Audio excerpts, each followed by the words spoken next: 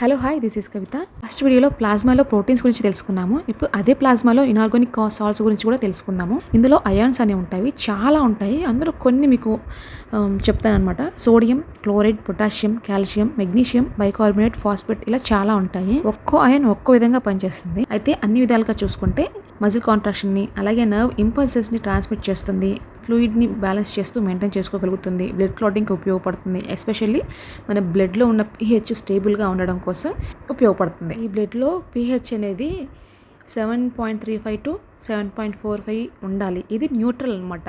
అంతకు మించి తగ్గినా, అంతకు మించి పెరిగినా కానీ సమ్ బ్లడ్ ఇష్యూస్ అనేవి వస్తూ ఉంటాయి. సో తగ్గడం వల్ల 7కి మించి తగ్గడం వల్ల ఇక్కడ మీకు ఈజీగా అర్థం అవడం కోసం ఒక రేషియో కూడా వేస్తాను. pH అనేది తగ్గడం వలన అసిడోసిస్ అంటారు, పెరగడం వలన ఆల్కలోసిస్ అంటారు.